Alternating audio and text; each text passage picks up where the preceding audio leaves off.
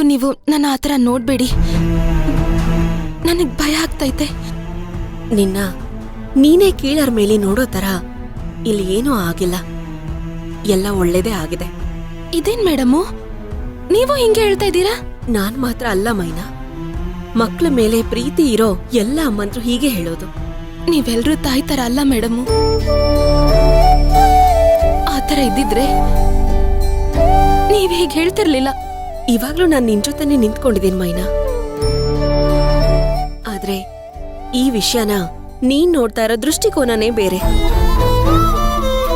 ನಾನ್ ನೋಡ್ತಾ ಇರೋ ದೃಷ್ಟಿಕೋನನೇ ಬೇರೆ. ಉದಾಹರಣೆಗೆ ಒಬ್ರ ಮೇಲೊಬ್ರು ಕೋಪ ಮಾಡ್ಕೊಂಡು ಅಥವಾ ಅವ್ರ ಮೇಲೆ ಸೇಡ್ ತೀರಿಸ್ಕೊಳ್ಳೋದು, ಶೂಟ್ ಮಾಡಿ ಸಾಯಿಸಿದ್ರೆ ಅದು ಕೊಲೆ. ಅದೇ ನಮ್ಮ ದೇಶನ ಕಾಪಾಡೋದಕ್ಕೋಸ್ಕರ ಗಡಿ ಭಾಗದಲ್ಲಿ ನಿಂತ್ಕೊಂಡು ಶತ್ರುಗಳನ್ನ ಶೂಟ್ ಮಾಡಿ ಸಾಯಿಸಿದ್ರೆ ಅದು ವೀರತನ. ತನ್ನ ಹಗೆನ ತೀರಿಸ್ಕೊಳ್ಳೋದಕ್ಕೋಸ್ಕರ ಶೂಟ್ ಮಾಡಿ ಸಾಯಿಸಿದವನ್ಗೆ ಕಾನೂನು ಶಿಕ್ಷೆ ಕೊಡುತ್ತೆ. ದೇಶಕ್ಕೋಸ್ಕರ ಶೂಟ್ ಮಾಡಿದವರಿಗೆ ನಮ್ಮ ಸರ್ಕಾರ ಸನ್ಮಾನ ಮಾಡುತ್ತೆ. ಎರಡರಲ್ಲೂ ಹೋಗೋದು ಜೀವನೇ, ಆದ್ರೆ ಉದ್ದೇಶ ಮಾತ್ರ ಬೇರೆ ಬೇರೆ. ಅಂತ ಒಂದು ಒಳ್ಳೆ ಕೆಲ್ಸನೇ ಧ್ರುವ ನಿನಗ್ ಮಾಡಿರೋದು. ನಿನ್ ಜೀವನ ಚೆನ್ನಾಗಿರ್ಬೇಕು ಅಂತಾನೆ ಧ್ರುವ ನಿನಗೊಪ್ಪಿಗೆ ಇಲ್ದೇನೆ ನಿನ್ ಕುತ್ತಿಗೆಗೆ ತಾಳಿ ಕಟ್ಟಿದ್ದಾನೆ. ನಿನ್ ಕಣ್ಣಿಗೆ ಅದು ತಪ್ಪ ಕಾಣಿಸ್ತಾ ಇದೆ, ಆದ್ರೆ ನನ್ನ ಕಣ್ಣಿಗೆ ಅದು ಜವಾಬ್ದಾರಿ ಹಾಗೆ ಕಾಣಿಸ್ತಿದೆ.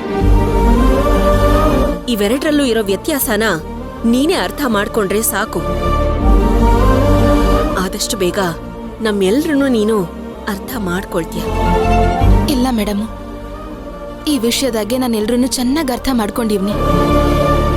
ಆದ್ರೆ ನೀವೇ ಯಾರು ನನ್ನನ್ನು ಅರ್ಥ ಮಾಡ್ಕೋತಿಲ್ಲ. ಮೇಡಮು, ನಿಮ್ ತರ ಉದಾಹರಣೆ ಕೊಟ್ಟು ನನ್ ಮನ್ಸಲ್ಲಿರೋದ್ನ ನನ್ಗೆ ಅರ್ಥ ಮಾಡಿಸೋದಿಕ್ಕೆ ನನಗ್ ಬರೋದಿಲ್ಲ. ಆದ್ರೆ ಆದಷ್ಟು ಬೇಗ ನನ್ ಮನ್ಸಲ್ಲಿ ಏನೈತೆ ಅನ್ನೋದನ್ನ ನೀವೆಲ್ರೂ ಅರ್ಥ ಮಾಡ್ಕೋತೀರಾ.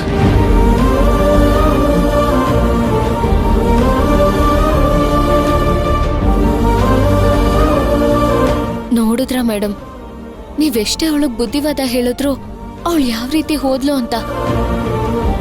ಮಳೆ ನಿಂತ್ರು ಮರದ ಹನಿ ನಿಲ್ಲಲ್ಲ ಅನ್ನೋದು ಗಾದೆ ಇಲ್ವಾ?